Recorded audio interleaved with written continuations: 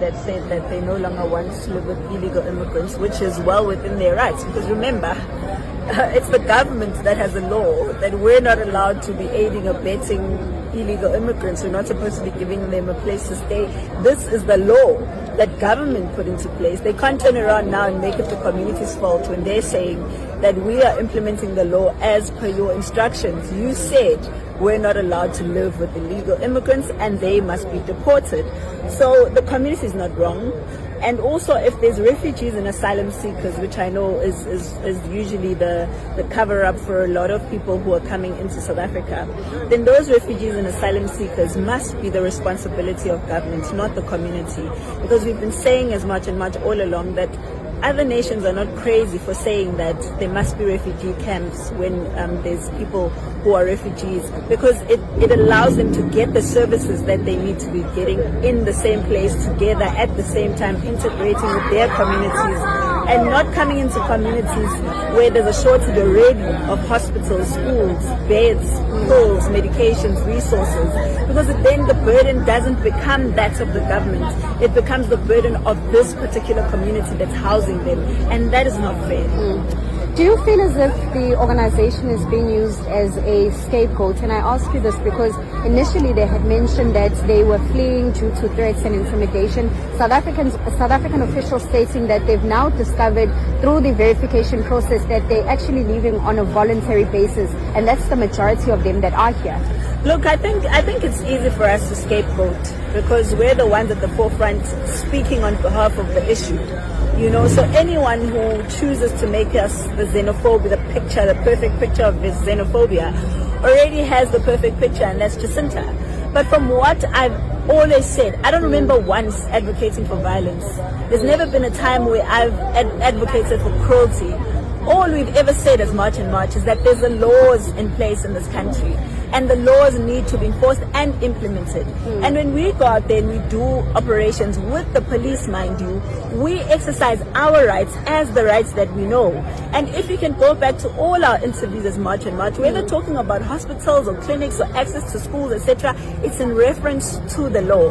But now, there's two issues here at play. There's a general issue of crime in the country that people are now trying to forget and pretend as if I suffer a crime because of a normal South African and I'm a foreigner, that's because of March and March, which is absolutely ridiculous, because you can't say it's our fault that you're suffering something that we've never advocated for, that we've never done. That's not who we are, and that's not what we represent. And all of those people that are out there trying to make March and March these absolutely cruel people, we are the same people standing here today offering these Malawians an opportunity to use South Africans as a voice to voice out their own concerns to their governments. Because that's the only way Africa will survive, is if Malawians living in Malawi are doing well, is if Zimbabweans in Zimbabwe are doing well. Because otherwise South Africa is going to be carrying the burden of every single failed and useless African president or politician. And we can't have that, because we also deserve good things and nice things in our country. You can't say we must sacrifice them because Malawian government is treating their people like this. It's not fair. We can't solve every single country's problems. It's not practical. Just two more from me. One, do you feel as if our resources as a country are being or continue to be used, and I'm not sure if I'm stating this correctly, but these are South African buses.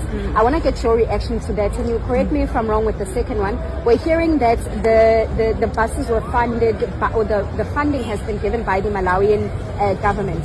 Your reaction to those two things? I think the Malawian government is doing what they should be doing. And on top of that, I think it's time that they also monitor the movement of their people coming outside to South Africa. Because they can't just be allowing their country to be brought into disrepute like this by their own citizens saying they're escaping them. Because it also doesn't make the Malawian government look good. You know, to have to bring out the officials to come here, that's another cost to them. So manage migration from your country first. No matter what's going on in South Africa, we must also take our responsibility on that part. But I feel like when you're talking about expenses, this whole process of it is expensive.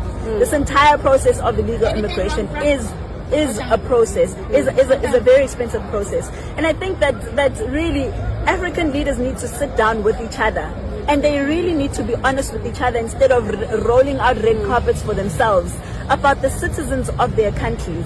Are they using the resources that each African country has? Because we're rich in minerals. Are they using those resources to empower their people? Or is it just about being in power and looking good between each other? Because if that's how it's going, then we're never going to get out of poverty as Africa at all. A last one on my side. We've done our part, I'd say, as a country in terms of repatriation, and of course the aid continues at this point. But you're talking about managing migration. How does the country actually do that?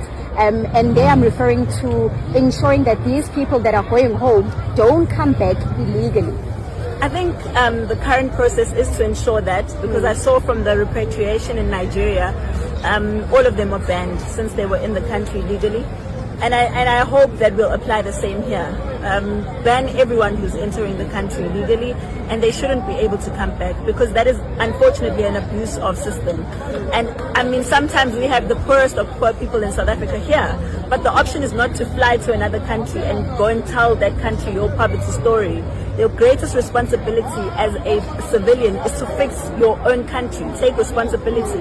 If it means they vote differently, they vote differently. If it means they go to the streets, they do that. But I think that's one of the steps that they can take. Second to that, they need to make sure that this passport issue, where people are thinking that a passport warrants them coming into the country and staying into the country legally and getting jobs and what, is not fair.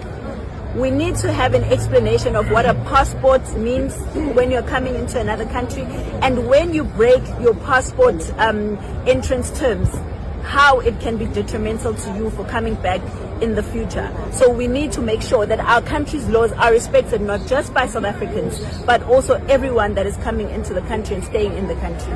Thank you very much. Thank you.